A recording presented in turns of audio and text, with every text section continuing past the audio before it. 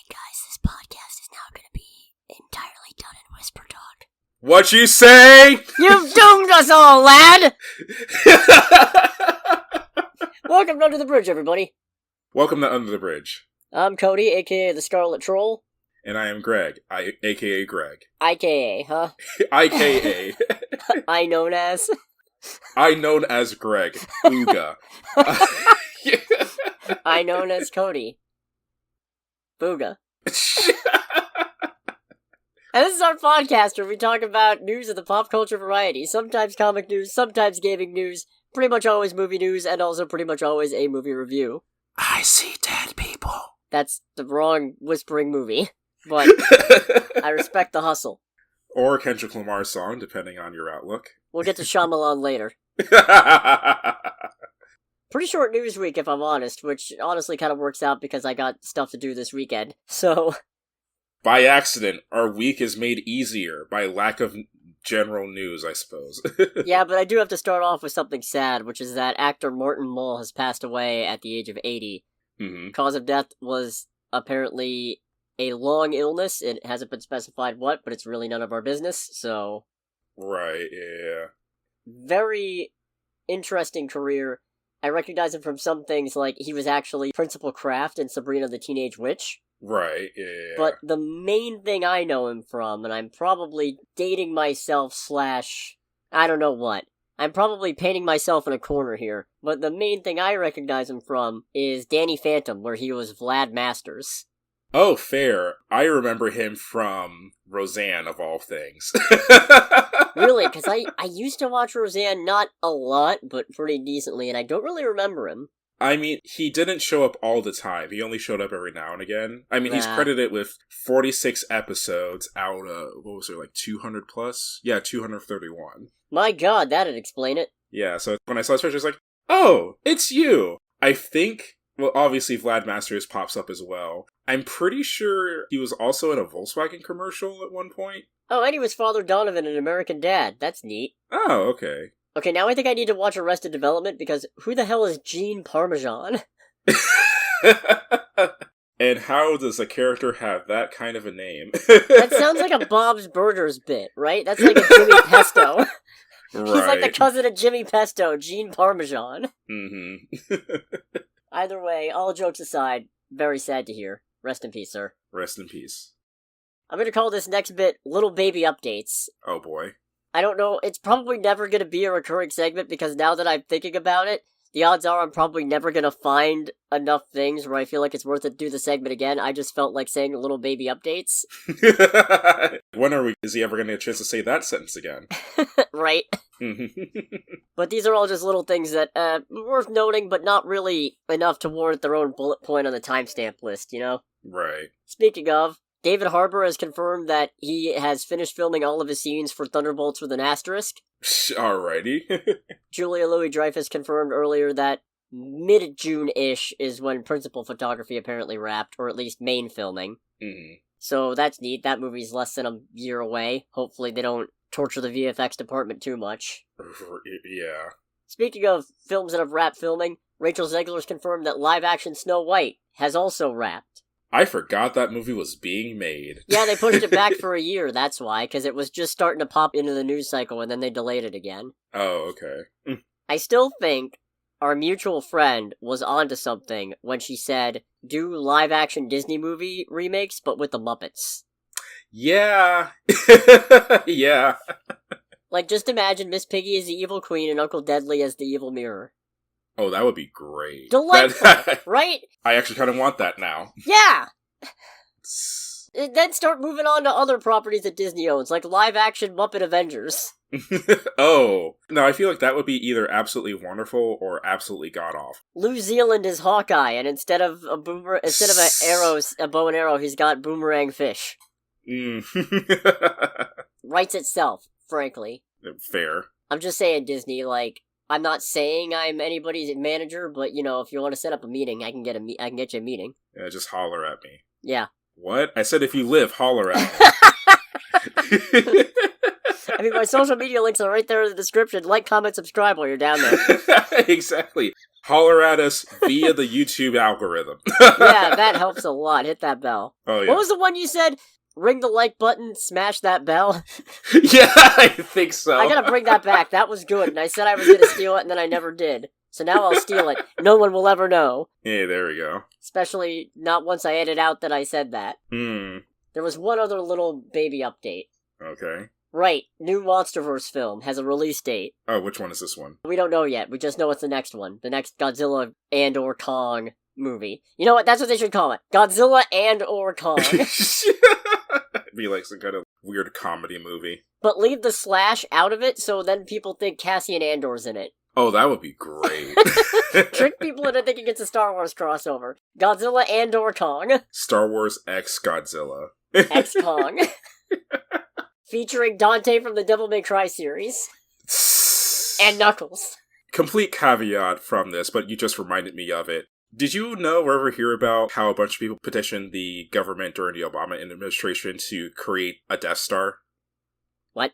There was a whole thing where people could put like a petition, and if it got a certain number of signatures, the White House had to give an official statement regarding it. A shit ton of people obviously signed for it, and the Obama administration basically said, we hear you, but this isn't going to happen. A, because the amount of money that needs to be set aside for this is going to be way too much. And B, and this is my favorite thing about it, the Obama administration said, why would we put all this time, effort, money, and resources into our gargantuan project that can be taken out by a single craft?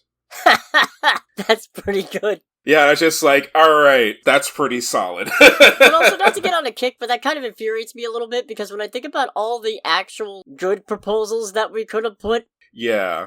And the thing that rallies everybody is get them to acknowledge the possibility of building a Death Star. Are you serious? Yeah, I heard about this on a different podcast that I listened to, and the way the guy who was talking about it described it, what happened is that we were given the most, like, direct form of democracy possible in our entire lifespan via current technology, and we still managed to fuck it up. Yeah, no, exactly that. Disgusting. Anyways, Right. Godzilla and maybe Kong and or Kong. Mm-hmm. And maybe Mothra. And maybe Godzilla versus Kong, if you call me maybe. Godzilla possibly featuring an appearance by Kong. Or the artist formerly known as Kong. You stole my joke. I was actually getting ready to say that. I've done it! God damn. Godzilla v. Kong, Dawn of Justice. Dawn of Justice. Godzilla Kong of Justice. Godzilla X Kong Country Returns. Oh my god. Godzilla X Country 3D. Anyways! Before we continue on this god-awful tangent. Indiana Jones and the Godzilla X Kong. As I was saying! It never ends. March 26, 2027. That's the release date. Mark your calendars. Ugh. I hate how I can't even stop myself. I feel like during an episode ages ago, during the lead up to us talking about the Gran Turismo movie, you've made a Godzilla Turismo joke or something like that. Oh, I'll have to look for that. Yeah, I may be misremembering, but it's one of those things, like, I could see Cody making a joke along those lines. Anyways, the other stuff. The other things, the other baby updates. So Kevin Feige was a guest on the first episode of the official Marvel podcast, which feel free to check it out, but, you know, after you're done with this one, please. Right. He was talking about the Fantastic Four movie that's coming up. Okay. And we got some interesting things. What kind of interesting things? Well, it starts shooting the week after San Diego Comic-Con. Oh boy. So, end of July. Well, actually, first week of August, I guess. Mm-hmm. And then he also confirmed that it's going to be a period piece. Okay. Yeah, when asked about it, he said, yes, very much so. It is a period, and there was another piece of art we released with Johnny Storm flying in the air, making a 4 symbol, and there was a cityscape in the corner of the image. There were a lot of smart people who noticed that that cityscape didn't look exactly like the New York that we know, or that existed in the 60s in our world. Those are smart observations, I'll say. So it sounds like Fantastic Four is not only set in the 60s, but it's set in the 60s on an alternate Earth. Okay. I don't know how I feel about that. Well, I mean, there's probably going to be something that forces them into whatever the main Earth is at this point. Yeah, that's the part, because you know my stance on rebooting the MCU after Secret Wars. I hate that idea. Right. I feel like it's completely unnecessary. It's just, it completely invalidates everything that's been leading up to it. to go, yeah, but that continuity doesn't matter anymore, now pay attention to this new one. It's what DC does every 15 years or so, actually more like 10. You're right. And it's why I don't read a lot of DC. Hey, you know how DC gets to reboot their timelines all the time and get away with it? Do you want it in movie form? We got you, fam. Yeah, no, I don't want that. Everybody else does reboots. Mm-hmm, The appeal of the MCU is that it's been this big continuous thing. That's the part that I like. Yeah. I don't know, maybe... I've already expressed some concerns that, at the very least with Pedro Pascal, it's not that I think he's going to be a bad Mr. Fantastic, I think he'll be I almost said Fantastic Mr. Fantastic, and I said it anyway, so... I mean, you could have. Well, I just it would have worked. So now who's the fool? Yeah, it works given the subject matter. Right. I think he would have done an incredible job with it, a Mr. Incredible job, if you will. But... I was going to say, it's like, you did not skip that opportunity. I did not. Not this time. Mm-hmm. My main concern is just Pedro Pascal is going to be like 50 when this movie comes out, which kind of begs the question of how long this particular iteration of the Fantastic Four plans to be going. Maybe it'll be that, you know what, maybe the Fantastic Four gets brought over to the main Marvel Earth, Secret Wars happens, Multiverse gets restored or diminished or brought back down to one Earth, and now there's been a Fantastic Four the whole time, but it's a different Fantastic Four? Or maybe like a different Reed Richards kind of pops in.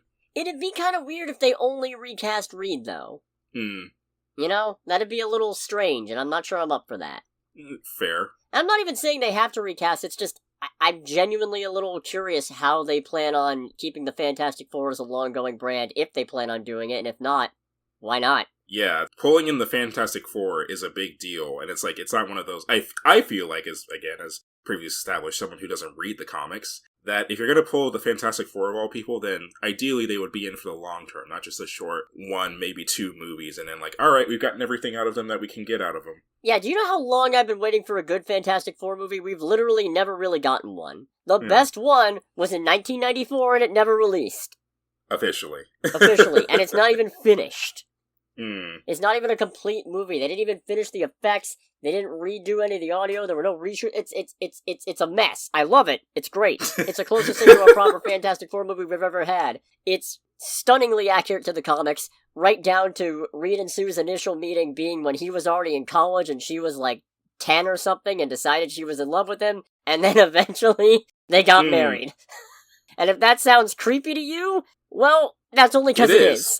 Yeah, it's because it is, and you, the listener, have a functioning conscience. And you now have to live with that information the same way that I do every day I wake up. Oh, it's a great morning, and just flashback to Reed Richards and Susan meeting. I was like, oh. Yeah, no, every so often I remember that, and I just go, oh, right. Yeah, that's gross. That's a little gross. Moving on swiftly. The big announcement is, Marvel Studios is going to be back at Hall H for San Diego Comic-Con this year. Oh boy. This is their first time being there in, like, what, a couple years? They were there in 2022, which is when we got the big Secret Wars Kang Dynasty reveal. Basically, they did the whole Phase 5 slate and then also teased some of Phase 6, but a lot of stuff shuffled around since then, so... Good chance to update the new slate, confirm some projects they haven't talked about before. Underman. Maybe tell us Armor Wars is still happening. Please? Yeah. I'd really like it. Yeah, I would like it too. We especially need you to override the stupid idea that Rhodey's been a Skrull since Civil War. Please? Please. Come on. That was dumb. Don't do it. Right. Don't you dare. Retcon the hell out of Secret Invasion, please. It's okay if you do. Everyone will understand. So I expect that. I expect probably an actual release date for Ironheart and maybe Daredevil and not just release windows. If I may throw my hat in the ring on some things that I would really like, but I don't think we're gonna get. Okay. I would really like if it turns out they've already gotten a new director for Blade and they just wanted to roll the announcement out. Which would be kind of funny, because San Diego Comic-Con is when they announced they were doing Blade in 2019, so it'd be pretty funny to 3 years later be like, we're still working on it, here's the new director. Yeah. Let's see how long this guy lasts, huh? Yeah, for real. Taking all bets, everybody. But I also can't help but think, because San Diego Comic-Con this year is July 25th to 28th. Okay. Or something along those lines. Is that how that works? Yeah, 25th to 28th. That is the same weekend Deadpool and Wolverine comes out. Oh, it is, isn't it? And while that could very well be a coincidence, I mean, you know, obviously, it makes sense they'd want that to come out in July anyway, because they're only releasing one movie, so you might as well make it a big tentpole blockbuster of a thing. Yeah. But I can't help but wonder if maybe on the stage we might not hear an orchestral rendition of na na na na na na na na na na na na na na. Because I'd really like to know that X-Men is proceeding apace. That would be nice, yeah. You don't have to. I like I said, that's a big swing for the fences. But when Marvel shows up to San Diego Comic-Con at Hall H, it's usually because they've got a big swing. And since they've already announced a lot of stuff that they're working on in some way, shape, or form, it'd be kind of hard to top that. It would be hard to top that, indeed. I guess maybe a new Avengers title, since all the trades are reporting that Avengers 5 isn't actually going to be called the Kang Dynasty anymore, and they might be moving away from Kang altogether, which I hope isn't the case. Yeah, that would kind of blow it. Because it's the thing of establishing the man's a shapeshifter. He can look like whatever. We have been over this, he is not a shapeshifter! He's not a shapeshifter? This is like the third time, Greg! I thought it was Greg, the entire post-credit scene of Quantumania was setting up that they all looked like Jonathan Majors! That's the whole reason this shit show went down when he got arrested. Everybody was like, what are they gonna do? They sold everybody on the concept of this new bad guy looks just like this guy. They all look just like this guy. Well, they can all look like somebody else. I know! But what do you mean, shapeshifter? They can all look like... Who's the guy that gets killed at the beginning of Black Panther again? What's the actor's name? Which guy? When... Oh god, what's T'Challa's dad's name? Oh, John Caney. He didn't die in Black Panther. He died in Civil War. No, but in the beginning of the first Black Panther, he kills his brother. Oh, yeah, his brother. Yeah, oh god, who plays this man? Because I rewatched that scene not that long ago, and I'm like, I know I've seen you before. I want to say it's Sterling K. Brown, I want to say? Yeah. Just make everyone look like Sterling K. Brown. Yo, if he's up for it, he can do it. Yeah, it's like, who will tell the difference, really? Or just get a bunch of them, it doesn't matter. Anyways, now that I can't believe how many times we've gone down this Kang route. Ah, fuck. I can't believe you've done this. I really can't, Greg! Sorry. No, it's funny, but... I don't know. It's one of those things, like, for how all-powerful he is, I guess my brain automatically goes, it's like, man, he's got all this power, he's got all these clones, of course he's a shapeshifter, right? Like, what do you mean shapeshifting is the one thing he doesn't do? There's a lot of things he doesn't do. He's a time traveler with future tech. It's not like he's got Mjolnir on call or anything. I don't know. I mean, that would be pretty cool. That would be pretty cool. Anyways, I look forward to the... Ooh, no, they never do announce Spider-Man stuff at Comic-Con. At least they wouldn't during the Marvel panel. Sony would want to do that. Yeah, that makes more sense. I really would like to know where that's going, though, or at least that there's some progress. I gotta wash a taste of Venom 3 and Kraven out of my mouth, probably. Fair. And Madam Web, I guess. Why are there so many Susan Storms? Sorry. What do you mean? I don't know. I was looking up something in regards to, like, Kang and if there's any interaction with the Fantastic Four. And going on the Marvel Wiki, there are so fucking many Invisible Girls and Susan Storms. Well, yeah, there's a lot of Fantastic Four adaptations. Fair enough. Or really just a lot of women who take up the mantle of Invisible Woman. I mean, there's really only... you mean, like, in-universe? No, well, in the multiple universes that these comics cool. I thought you meant, like... There was a bunch of people who took up that mantle in the comics, and I was like, not as far as I know, that she's the only one. No, it's just there's so many of you. Anyways, Hall H, looking forward to it. This ought to be some fun coverage. Let's go to trailer time. Let's do trailer time, as it is stacked. This is a big trailer time. It's trailer time again. We've got movie previews to watch. It's trailer time again. We finally got a trailer for Kite Man, hell yeah. Yeah, and what's Golden Glider's thing? Let's see. I don't really know. I know she's Captain Cold's sister. Okay. And therefore she's usually a member of Flash's Rogues Gallery. So she's usually a hero, then? No. Oh, okay. Flash's Rogues Gallery are just bad guys with a conscience. Fair. They're all like punch clock villains. I think one time one of them was having a birthday party and they jokingly invited the Flash and he actually showed up and they all had a good time. Oh, that's sweet. Yeah, no, Flash has a really good relationship with pretty much all of his rogues gallery that isn't an evil speedster or a giant gorilla. It was me, Barry. And that's why he doesn't get along with Reverse Flash. Fair. It was always him, Barry. Hmm. He once erased Barry's best friend out of the timeline. Okay, so no wonder Barry hates him then. And as far as I know, that was never undone. That kid's still dead. Alright, at that point, that's a case of fuck around and find out. You'd think, and yet. No, this Kite Man trailer looks okay. I feel like Harley Quinn is always better than the trailers make it out to be. Fair. But also, I struggle to see why this would need to be its own show and not just a subplot in Harley Quinn. I could see being one of those things where there was probably a group within the Harley Quinn writing team or just like, we feel like Kite Man kind of got boned a little bit, so let's just do like a fun thing with them that's not overall high stakes to the main Harley Quinn show. I know, like, ultimately any character can carry a show, and I'm not disputing that, but I do just want to point out, who's literally never had a single animated series? Wonder Woman. Really? Yeah. She's never had a solo series. Not animated. She had the Linda Carter live-action one, and then she had that one failed pilot back in, I want to say, 2011-ish, with Adrian Palicki. Okay. But that never went to series, and the pilot was never officially released. Yeah, Wonder Woman's got a terrible run in terms of adaptations, especially for being one of the big three of DC. And I really don't mean to make it about that, but it stings, Yeah, no, that's fair. Hell, James Gunn's DCU series that has anything to do with Wonder Woman doesn't have Wonder Woman in it. As far as I can tell, it's a prequel. That stings a little. Well, I was going to say, the only reason I asked about Golden Glider in this is because my takeaway from that trailer is that she is completely batshit insane. Yeah, that's a little interesting. As far as I know, the rogues usually have a don't kill people policy, or at least it might just be don't kill civilians. She's clearly not following that. She kills like a bunch of dudes very violently with her gliders while nude. Is it weird that the main thing I'm into for this is, I know they recast him, and I don't remember who voiced him in Harley Quinn, but they got Keith David voicing Darkseid. Yeah, and when he shows up at the end, it's just like, oh, that is strong. That is Keith David, This mixture of tea and right. lemonade is reminiscent of my favorite golfer. Yeah, Arnold Lee Trevino. It's like, yeah, whoever Lee Trevino. that is. A round of Lee Trevinos for everyone.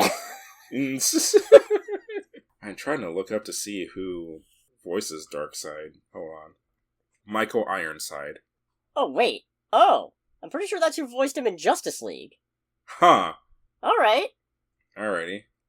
Oh, he's not going to be in Kite Man, unfortunately. No, it looks like no. That's curious. Yeah, I wonder what happened there. Anyways, I guess I'll check I still haven't caught up on Harley Quinn, I'm realizing. Oh, God. Oh, yeah, same. I'm also still not caught up on my Adventures of Superman. Oh, God. Yes, also same, even though I now have a Max subscription. Great. Well, we'll get to it eventually. Yeah. We also got a trailer for Here, which... This is unique. I'm weirdly very excited. I don't know about excited, but I definitely want to see how it turns out. As far as I can tell, and I feel like this is what it's going for based on a couple of things I read about it, the whole thing about the movie is that the entire movie takes place in one specific camera shot over the course of, millions of years. Yeah, see, I didn't know it was going to be millions of years. When I first started reading the descriptor, I thought, oh, okay, it's going to be, like, over the course of this family, or maybe, like, a couple of generations. And then I saw the swamp and the caveman and the meteor, and I was like, oh, you're going deep! Yeah, I was like, I have a feeling that most of the movie is going to be focused on this family, with Tom Hanks and... Robin Wright, yeah. But it's a thing of, we have the big... not the Big Bang. We have the destruction of the dinosaurs, we have cavemen, we have the Industrial Revolution. I'm just like, we are going meta in this movie. I think that would be really goddamn funny if they started with the Big Bang and it's just a dark corner of space and the Earth coalesces around it gradually. I know why they wouldn't. That'd be a bitch to set up, but... Yeah. Oh, man. I could see this being, I don't know if anything's been said about its runtime, but with all of that being shown and with how deep it looks like the movie's trying to go, I could see this being like a 3-hour movie. Yeah, and I mean, it's Robert Zemeckis, and he's dang good at what he does. Mm-hmm. So I'm actually pretty excited for this one. Yeah, I'm interested in this. I'm interested in it by default because of Tom Hanks in it, and just the very impressive de-aging they do to Tom Hanks, for that matter. Yeah, it's pretty good. Now, that's not to say that Tom Hanks is a bad-looking man. Like, he's aged... I feel like he's aged pretty well, but he looks like he's in his early 20s in many parts of his trailer. I'm just like, oh my, that's deeply impressive. He looks like he could have come off the set of A League of Their Own going, "There's no crying in baseball!" God, I love that. Mm-hmm. That sticks with me. Then we also got a trailer for Hellboy the Crooked Man. I don't know what to make of this, but I am into it. This doesn't seem to be the usual immediate, instant gung-ho like Hellboy. This seems... I get the feeling this is a more nuanced and definitely more deep on the horror side story. Yeah, without maybe being as gratuitous as the last Hellboy we got, which was... Yeah, awful. It was pretty bad. It was pretty bad. It's... The previous Hellboy movie is an interesting case of gratuitous and gore in movies for me. Because, like, for a lot of the movie, I was deeply uncomfortable by how gory it got. And then when we got to, like, the third act, I got to a point where there's literally a scene where they're, like, over an overhead shot of England, of London, and a woman is just brought up by a demon and literally ripped in half. And I audibly said, "Shut the fuck up, movie." I remember our friend who I saw it with at one point leans over and goes, "You know, I've read a lot of Hellboy comics, and I still don't know what this story is." And I just said, "I don't know where the story is." Yeah, for real. That was probably about 40 minutes in. Mm-hmm. And that's all I remember other than it going balls to the walls at the end in a really uncomfortable and, dare I say, unnecessary way. Yeah, I mean, I agree heavily with the unnecessary part. Is that the one where there was a succubus trying to, like, convince him to embrace his demon form or something? Is that the movie I'm thinking of? Okay. Yeah. I remember part of it. I remember a little bit of Hellboy. Hell yeah. Oh god, am I Kite Man now? The Good real job. Kite Man was inside me all along. Oh god, that sounds uncomfortable. Yeah, a kite doesn't really fit in here comfortably. When you activate your kite, do you knock over like a little girl into a bowl of punch? That got a good laugh out of me, I'm not gonna lie. I mean, that's just from Harley Quinn. Yeah, I forgot about that. And it was one of those things where when I saw that, I replayed it a couple times. Because I'm just like, get fucked. Okay, but getting back to Hellboy the Crooked Man, can we talk about the subtitles in this trailer? And why there are subtitles? Why are there baked-in subtitles in this movie trailer? We can clearly hear what they're saying. I don't like it. It annoys me. Yeah, it annoys me immensely. And you know the funny part there? I usually like watching movies with subtitles on. Mm-hmm. But I like having the option to turn them off. Right. So not having that option just frustrates me immensely. But I do like a good horror movie, and this looks like it'll at least be a hopefully interesting horror movie, so we'll see. Right.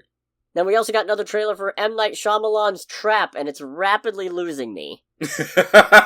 You know, okay, I'm gonna be honest. I started watching that trailer, and I didn't finish it because it started replaying the whole thing of the one employee going like, "I'm not supposed to tell you this, but the feds are here looking for a serial killer." Just cuts to the guy watching the serial killer on the phone, and I was just like, man, I just instantly stopped caring about this. Yeah, no, it seems really likely now that the dad is the serial killer, so now I'm not actually sure if there is a twist, or... Yeah, which is kind of a shame, because I was really, really rooting for it to be a thing of the dad actually captured the serial killer, and he's watching the serial killer with his cameras at home. I was rooting for it to be his daughter's the killer, and he's just helping her set it up. It's just like, yeah, his 13-year-old daughter. But no, because at one point in the trailer he goes, "I can't stop, I can't get away." So it's like, you could stop, you could just not kill anybody at this concert. That would be a real easy way to get away with it. Yeah, for real. Because obviously, they don't know who you are. If they knew who you were, they would have arrested you at the door. Mm-hmm. But clearly, they don't? Yeah. So just maybe don't kill anybody. I don't know. Yeah, just don't murder nobody. Crazy idea, don't kill anyone. Mm-hmm. We'll kill anyone who gets in our way. Kill nobody. Kill a few people. Kill no people. Mm-hmm. That's what that is in my head. It's just, the two sides of this guy are Peter Quill and Drax arguing over how many people to kill.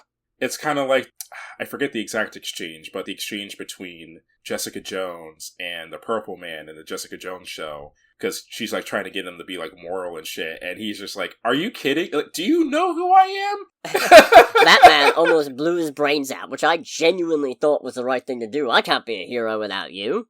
Yeah. God, I love that moment. It's so real. Yeah, for real. He's like, "Are you kidding?" I know part of it's just a play, a bit, a manipulation, but, oh man, it also feels real. Yeah, exactly. Unlike Trap, which just feels...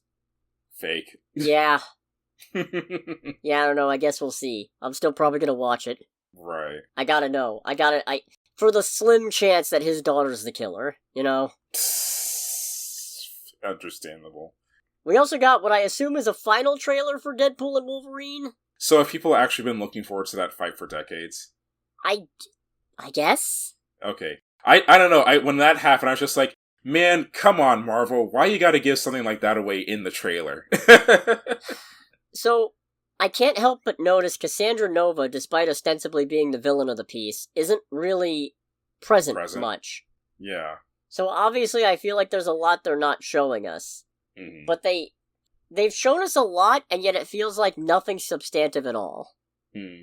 Yeah, the Deadpool, or the Wolverine fight is... God, why do I keep mixing them up lately? The Wolverine Sabretooth fight is a big deal, I guess, because if I remember right, across the entirely too many times I've seen entirely too many of these fucking X-Men movies, Wolverine and Sabretooth really only ever fought at the start of the first X-Men? Okay. Maybe they also fought in Origins Wolverine? I don't remember. Now I feel like I have to rewatch X-Men Origins Wolverine. God damn it.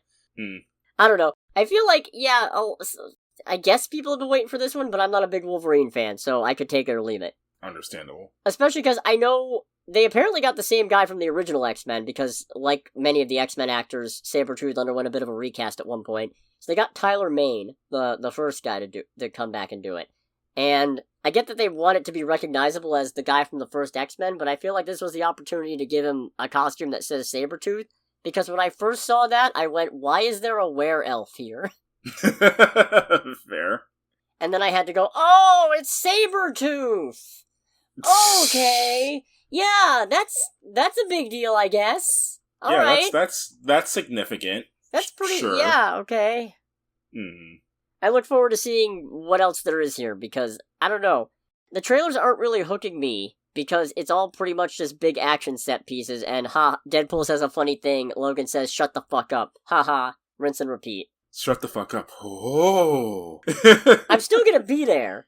Don't get me wrong. Don't get it twisted. I will be there day one, because, well, it's a new Marvel movie, so, yeah. Yeah, how could you not? Yeah, but, I don't know. Which brings us to the crowning jewel of this week's trailer time. Your submitted assignment. Yes, once again, I have brought something to share with the class. We're bringing back Greg's show and tell. Yes, for this week on Show and Tell, I have Red One, which is this. Wait, no, don't run away. It's not a Netflix movie. I promise you. I swear to God, I thought this was a Netflix movie, and then I looked it up and thought, what do you mean it's coming out in theaters? Under whose authority? With apparently a $250 million budget. Who authorized this? Yes. I was not prepared for any of this. I wasn't prepared for Chris Evans literally stealing candy from a baby. I wasn't prepared for Krampus Schlop. I wasn't prepared for the giant polar bear man. J.K. Simmons is Saint Nick. What? Dwayne Johnson actually gets the shit slapped out of him in the trailer? Are you kidding me? That's worth it. Okay, as much as I don't think this movie's gonna be good, and as much as I'm flabbergasted by the fact that it exists, it has a budget that big, and it's permitted to come out in theaters, I will go see this movie purely to watch The Rock get the shit slapped out of him. Because you know what? We don't get that. That's funny. It's very funny, especially when during, right leading up to the slap, Krampus just puts his hand on the Rock's cheek and just hear him go, the most genuine "oh my god" I've ever heard from a human being. The most "I've made a terrible mistake I've ever heard. The most genuine is like, I regret my choices immensely type of reaction. In my 30 years of commentating Krampus Schlop, I've never seen such a reaction. By God, he's got the slap! That's a bold strategy, Cotton. Let's see if it pays off. Yeah, it's just, the Polar Bear Man was definitely the bit that made me go, it's like, alright, I got to see this. I paused, I stood up, that was when I came out from behind my desk and I was like, you did not prepare me for this properly. I was not prepared for the Polar Bear Man. You son of a bitch. Well done. It's just like, this guy's an L4. It's like, on the list, like, you don't mean that yet. It's like, this clown's an L4 on the naughty list. Oh, that's funny to you. It's just the Polar Bear doing like a whole, like, I'm watching you thing. I can't take this movie seriously at all. Oh my god. This is gonna be a train wreck and I can't wait. Yeah, I am weirdly excited. I've rewatched this trailer so many times. This is one of those. This is unabashedly. There is not a single doubt in my mind that this movie is going to be a train wreck, awful, and bomb. And I am so eager to see it in theaters. I haven't been this excited for a bad movie in a while. Yeah. Who knows? It might be. I mean, I'm pretty sure it's not going to happen because it's the freaking Rock, but it would be even more amazing if this was another case of us getting to watch the movie with no one else there. Oh, it'll never happen. It would not happen for something like this, especially, but it would be amazing. It's The Rock and Chris Evans. Never. Yeah. Although I did, it did get a good chuckle out of me when The Rock takes, like, the Corvette Stingray Hot Wheels and turns it into a life-size car, with Chris Evans just immediately going, it's like, you don't have a Wonder Woman action figure, do you? He's like, that's not how it works. Like, what do you mean that's not how it works? Yeah, why isn't it how it works? Yeah, and it's like, and this man is asking the important questions. You can't just be like, of course that's not how it works. You turned it into a fully functioning car! Yeah. Pardon me that I don't know how the rules work here. Excuse me for trying. Mm-hmm. You literally took candy from a baby. What the hell? I am enjoying Chris Evans. I know he's not like the baddie regularly in movies, but I'm enjoying Chris Evans doing these roles where he's just, if not a villain, just a monumental but still fun to watch asshole. I think that might be the role he was born to play even more than Captain America. Honestly, don't get me wrong, he's a damn good Steve Rogers. Well, it's like we kind of got a hint of it when he does his cameo in Thor 2, I think, where he's just... Yeah! Hey, do you want to have a rousing discussion about truth, honor, patriotism? God bless America! Yeah, I remember you saying that, like, he had an interview about that, and he said it was, doing that little bit was extremely cathartic. I bet! He's playing Tom Hiddleston, playing Loki, playing Captain America. Oh man, I am very excited for this. This is gonna be a disaster. Oh, absolutely. Let's go to box office. Let's do the box office. I did see the highest grossing movie this weekend. Oh, did you really? 2 weeks ago. Okay. It's still Inside Out 2, I gotcha. Alright, I mean, I would be shocked if what you saw actually beat Inside Out 2. $57.4 million domestic weekend, $469.4 million domestic total, and it's currently the first movie of 2024 to break $1 billion worldwide, sitting at $1.019 billion. And it's such a great accomplishment that Pixar has been promoted to Disney Plus jail. And they just let a bunch of other people go. Oh, right, that's right. Yeah, great, real good. You're doing terrific. No, the movie I saw, A Quiet Place Day 1, second place. Actually not that far behind. Oh, really? $52.2 million domestic weekend and total, $97.7 million worldwide total, against a $67 million budget, so I think it's pretty good odds it starts making some money back. Alrighty. I don't know how it'll do compared to the rest of the franchise, but I think it had the highest opening day of the series, but not, I think, necessarily opening weekend. Okay. I don't know, though. Yeah, I did see A Quiet Place Day 1. It is a prequel to A Quiet Place, I guess. I mean, it is a prequel to A Quiet Place, and I guess an interquel to A Quiet Place Part 2, since How does that work? Well, A Quiet Place Part 2 starts with a prologue that's literally the day of the alien invasion. I'm already annoyed by this. Yeah, a little bit. Okay, so I just checked Rotten Tomatoes for A Quiet Place Part 2 to reaffirm that I am, in fact, the weird asshole who doesn't like A Quiet Place Part 2. Okay. Because everybody else seems to really like it, and I just thought, I think this concept might have only had one movie in it. But, happy to report, I actually liked A Quiet Place Day 1 quite a bit. Okay. Also happy to report, and this will mean something for you, is directed by Michael Sarnowski, whose only other feature film he directed was Pig. Ha! Okay. Yeah. Sure. God, that was still a magical experience. I had a genuinely great time watching Pig, not just because we were the only ones in the theater, but partly because of that. But what a genuine honor and also a shame that that was one of the only movies where we had nobody else in the theater. Yeah. Crazy. Indeed. Anyways, A Quiet Place Day 1. Our main character, Samira, played by Lupita Nyong'o, is in New York, and then aliens attack.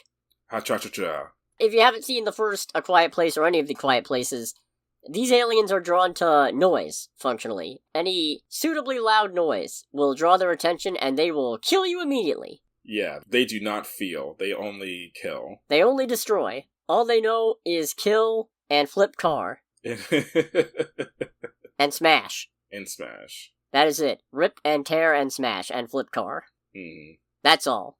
And it's really interesting watching, because obviously the first Quiet Place starts off from the perspective of they already know the rules, and you're just kind of parsing out what the rules are based on what they do. This is a reversal of that, where now we, the audience, already know what the rules are, and we're watching the characters figure it out. Which is a lot more interesting than I thought it was going to be. Okay. Also, all the actors in it, at least all the main ones, really good. Okay. Obviously, Lupita Nyong'o is great. She is really good at just stares. You know, just staring at the camera, at people, at giant horrific alien monsters creeping towards her, at cats.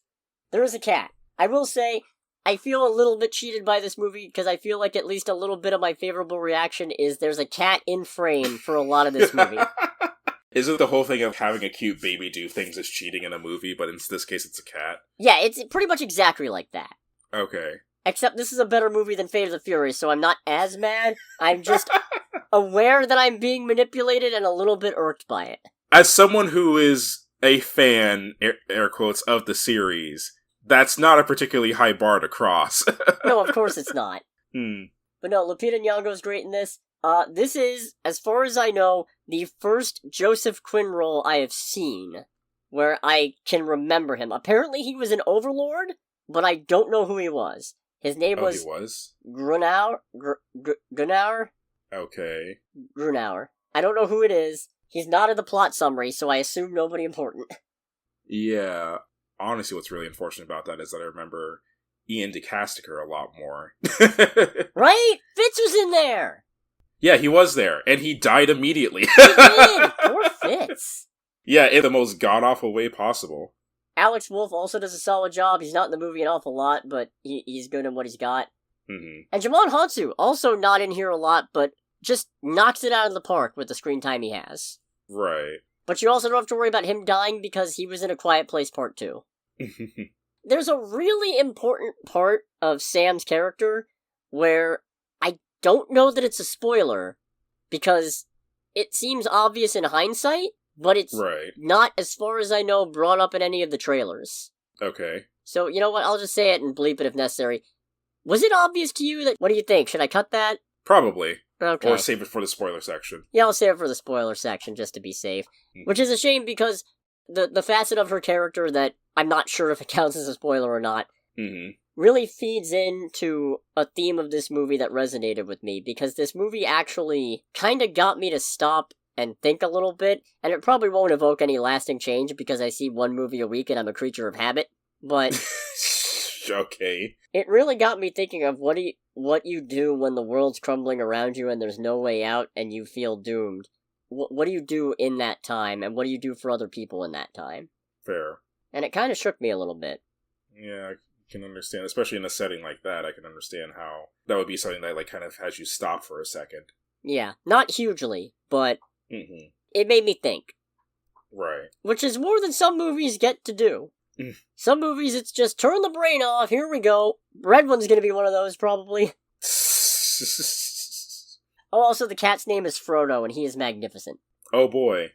I honestly think the cat might be one of the best actors in this movie, and this movie has Jamon Hansu and Lupita Nyong'o in it. Yeah, it's like, not to take anything away from the other actors, but the animal is the best actor.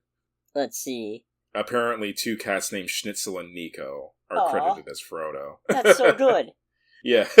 Also, it's an interesting change of setting, because the first 2 Quiet Places were a lot more rural and a lot more isolated. So to watch this kind of large-scale devastation happen in New York City is an interesting change of pace. I mean, obviously, we get all kinds of disaster movies set in cities, but for A Quiet Place in particular, where the threat is a bunch of super persistent alien monsters that respond to noise, it's really fun to watch it play out.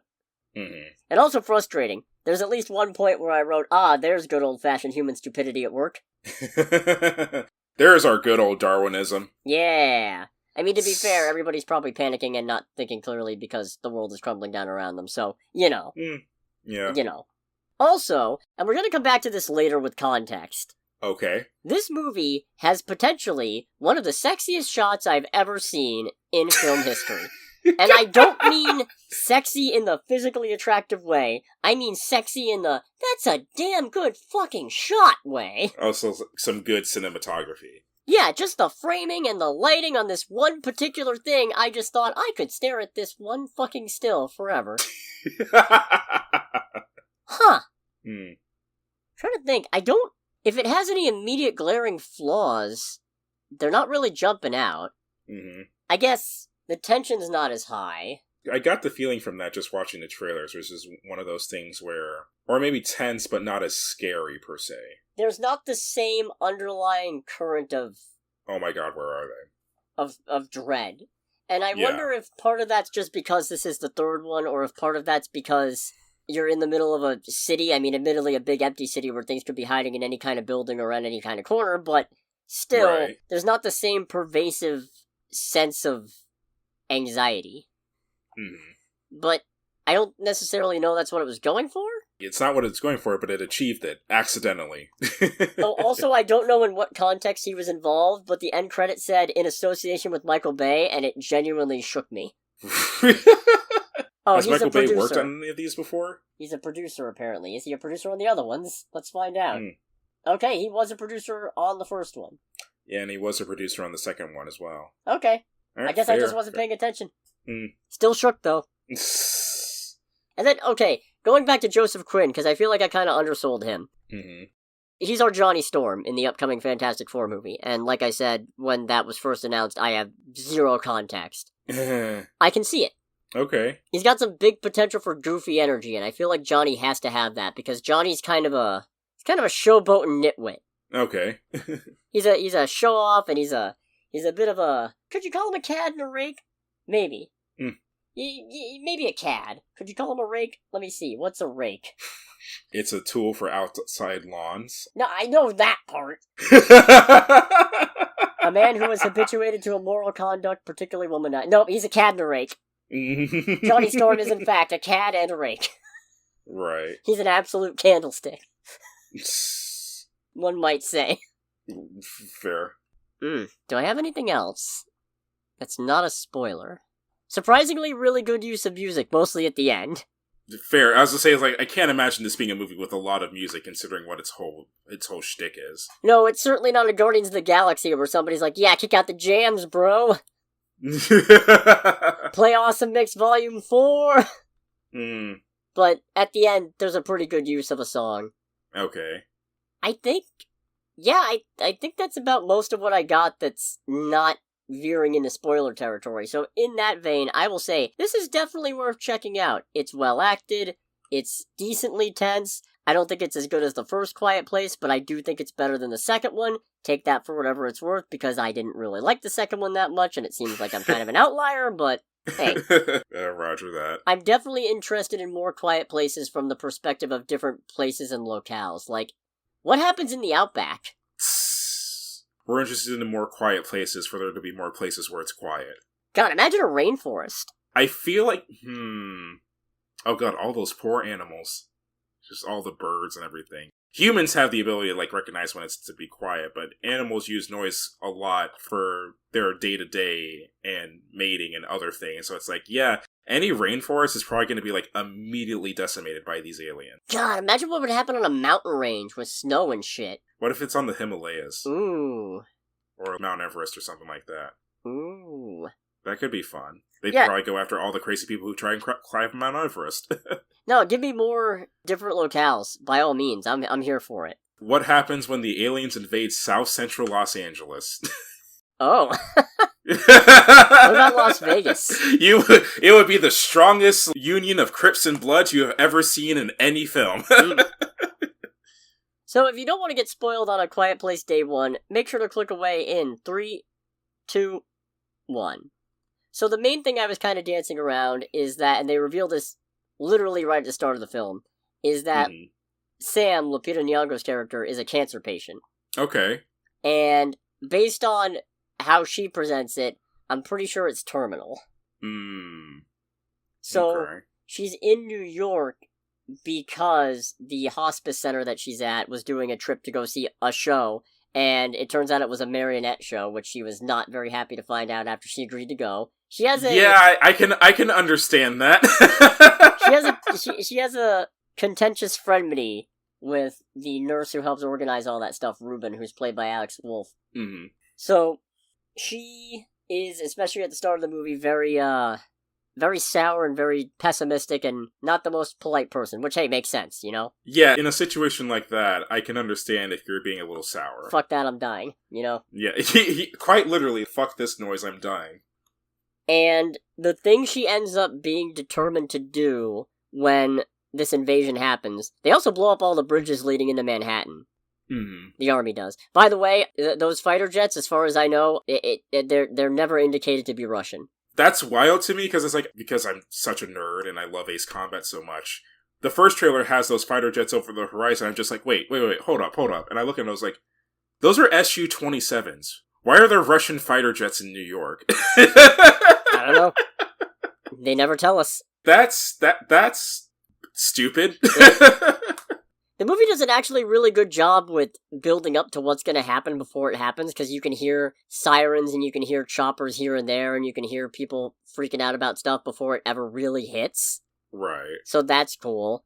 Anyways, getting back to Sam, her goal once this whole thing kicks in isn't to escape New York, it's not to kill all the aliens. All she wants to do is go to this specific pizzeria in Harlem and get some pizza. Alright, that's different. And I twinged very early on, especially when because she was very adamant about doing that when they were going into New York, and when they're gonna have to cancel because of an emergency that wasn't specified to be aliens yet, but was totally aliens. She got very upset about it. Mm-hmm.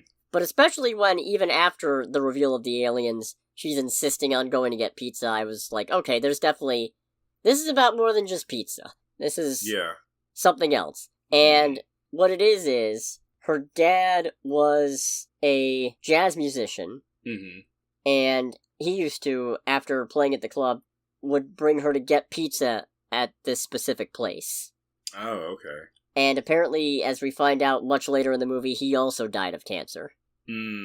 So for her, this is an important cathartic thing to accomplish. Yeah, there's some significant sentimental value present. Yeah, especially once, because once the bridges are all cut off, supply of access to medicine is obviously limited. You're right. Then the military's trying to do evacuations. They're using helicopters to sort of lure the creatures around and telling people to go to the South Seaport where there are boats. And you reach the big problem of understandable human stupidity, but still stupidity, where everybody starts walking down one of the bigger streets. Which makes a lot of noise. Yeah, because the thing is, you don't really think about it, but even if people aren't talking, when you get enough of them walking in large quantities, it makes some noise. Yes. Especially when some of them have wheelchairs and rolling suitcases. Oh. And it leads to a very tense scene where she was helping these two kids try to get to the seaport, or at least trying to get to the evacuation spot once they find out where it is. She motions for them to go when there's only like a few people walking down the road, and she starts going the other way. And as she keeps going the other way, she starts to notice that the crowd is getting more and more congested. And louder. Oh no. So that was a very effective use of dread. And we never find out what happened to the kids, sadly. But I can only assume a massacre immediately followed. Who knows? They were closer to the front, so they might have gotten away. I'm amazed and delighted they didn't kill the cat.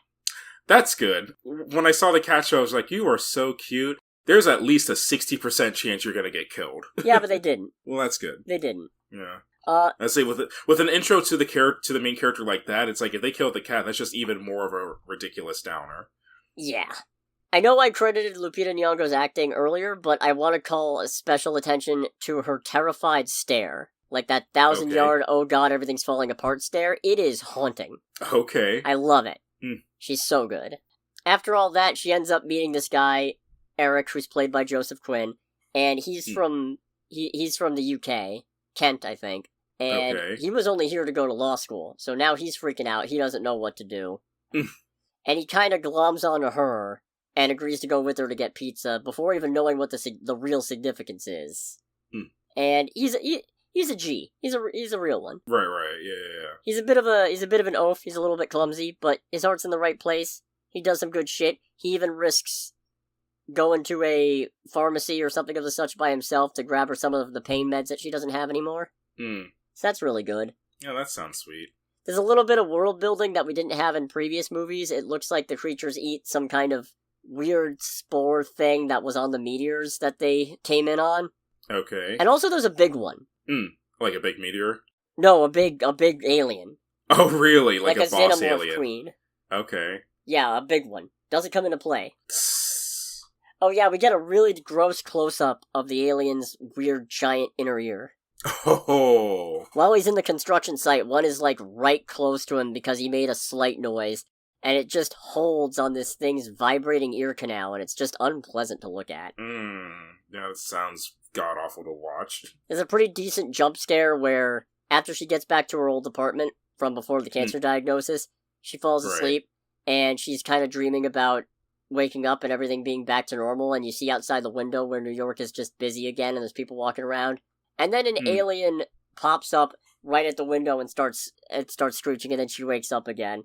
And of course I coughed right before the jump scare, so my thought was, pops up, oh god, I summoned it! There it is! That's hilarious. So they get to the pizzeria, and unfortunately it turns out it actually blew up already. Aww. Yeah. Now that's a downer. It's really sad, and she's very obviously put out. So Eric, because Eric is a bro and by this point has fully developed into a worthwhile human being, asks her where the club that her dad used to play at is. So they go there. He ducks out for a minute, goes to a different pizzeria, grabs a pizza. He doesn't try to fool her with it, like he specifically asks for a marker that she has on her, and writes Patsy's on the box. And the aforementioned sexiest shot in film history. Okay. And this is gonna sound really stupid when I say it out of context, but it's cancer patient Lupita Nyong'o holding this slice of pizza, slowly leaning in to eat it. Okay. Just... Is it one of those things where it's like, is it like a shadowed silhouette of her and the pizza and there's like light behind her or something like that? It's not silhouetted, but there is a sunbeam in the background that casts some really good lighting, just the mix of emotions on her face as she goes in for it. It's weird. It's weird how much this one shot stuck with me, and I was just like, fuck. I don't know why it's making you think of this, and I feel like it's going to ruin the moment, but for whatever reason, that description just instantly reminds me of the Pizza Hut commercial they did in Russia with Nikita Gorbachev being in it. What? What are you on about? What is this? No, you give me context here. No, so after the Soviet Union fell, a lot of American companies came in to put their businesses in and do commercials in Russia, and one of the commercials was Gorbachev, the former head of the Soviet Union before the dissolution, being in a Pizza Hut. There's an old couple and a younger couple arguing about the new Russia versus the old Russia, and it basically boils down to, none of this matters, because we have pizza. And everyone smiles and holds up their pizza. Yeah, you just ruined it. And it's like, this is a weird-ass commercial. Man, this is Gorbachev's legacy. Being the head of the Soviet Union during its dissolution, stopping the August coup, and being in a Pizza Hut commercial. Yeah, you ruined that. That. No, I'm sorry. no, it's fine. It's fine. Whatever. I mean, is it on the same level of you ruining the Fast and Furious for me going, ooh, what you say? You know, maybe. So that's what that feels like, huh? Oh, I'm a monster. But I will not apologize. I'm genuinely sorry about that for what it's worth. No, it's fine. I'm sure I'll find another greatest shot in cinema history. No, it's... I mean, honestly, before I wanted to see this movie just to see the fighter jets, but now I want to see this movie for that shot just to see what it looks like. Yeah. So, they see another boat not too far from the shore, because the thing about the aliens is they can't swim. That's... I don't know. It's one of those things where, on one hand, I get it so that the aliens are horrifically overpowered, but it's one of those things where, like, of all of their weaknesses, their ability to not to swim seems kind of silly. Well, they're too heavy. Oh, really? They got too much armor and shit. Oh, okay. Yeah, they're too dense. Can't swim. But it also retroactively explains why in the first A Quiet Place, standing under a waterfall worked. And it's not because... I think it retroactively makes that work a little bit better because it's not specifically that they don't recognize water sounds as worth investigating. It's... If they hear water near something, they know stay away from it. Because they might drown. Right. Because they have no way of knowing how deep is this water, what is it? Because they can't see. So, I like that. Alright. And Sam decides to sacrifice herself, making a bunch of noise to draw the creatures away so that Eric can get to the boat. Oh. With Frodo. So Frodo lives. Oh, good. Good. Yeah. And then Sam is not immediately killed, but at the end, Eric's reading a last poem she wrote because she was also an accomplished poet before the whole cancer diagnosis thing, or I guess even in light of that. It's not like the talent goes away, you just kind of stop writing. But she's listening to Feeling Good and walking down the street. She's got AirPods in. No, not AirPods, but she's got headphones in. Okay. And since she knows she's already doomed, she decides to just yank out the headphone jack and let the music play, and the movie ends as one of the creatures lands right behind her. Which is pretty badass, honestly. Yeah, it sounds badass. It's checkmate, cancer, you big fucking idiot. For real.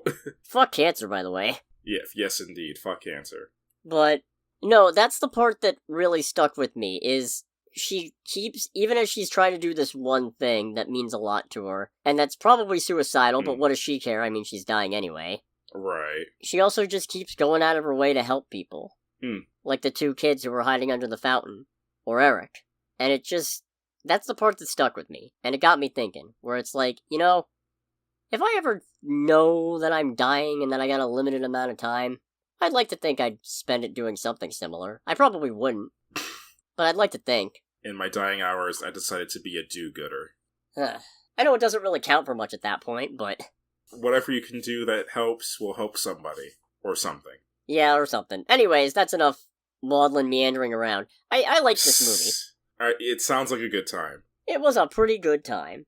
You made it sound a lot more intriguing because my initial interest in it was extremely low going in. So it's like, alright, I'm glad that it sounds like at least a better movie than I ever initially gave it credit for.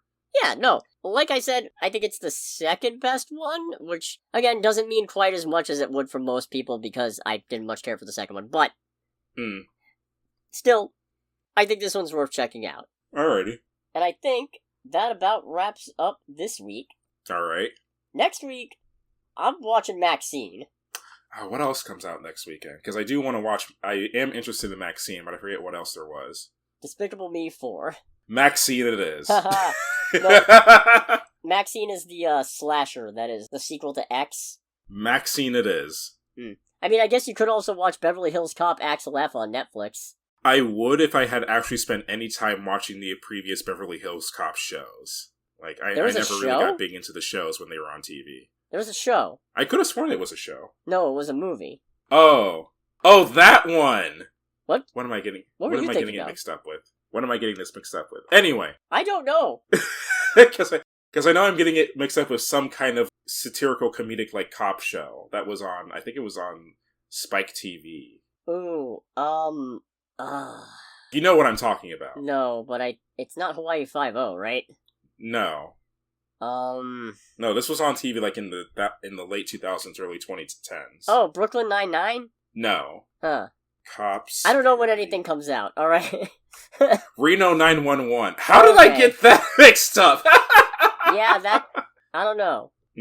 I mean, that is an option, because I do remember, I think the only one I've seen is the first movie, and I did enjoy that. Yeah, I mean, if you want to watch Beverly Hills Cop, go for it. I'm gonna watch Maxxxine. Fair. I'm so happy I can get out of watching Despicable Me 4. I mean, to be honest, if my option was only Despicable Me 4 or something else that I don't care about in that, I would just be like, well, I guess this is another week of me not watching a movie. But anyways, thanks so much for listening, everybody. Make sure to share the video around if you liked it, because it really does help out. Like, comment, subscribe, all that good stuff. Requiem and Terra Packs and so forth. Where did that come from? What do you mean there's going to be a fifth one of these? A fifth what? Beverly Hills Cops movie. Sorry. Yeah, I'm pretty sure this was the fifth one. No, there's another one in development. Oh. Huh. I guess I lost count. Well, regardless, this has been Under the Bridge with Cody, aka the Scarlet Troll. And with Greg, aka Greg. And we'll catch you all next week. Goodbye, everybody. Bye!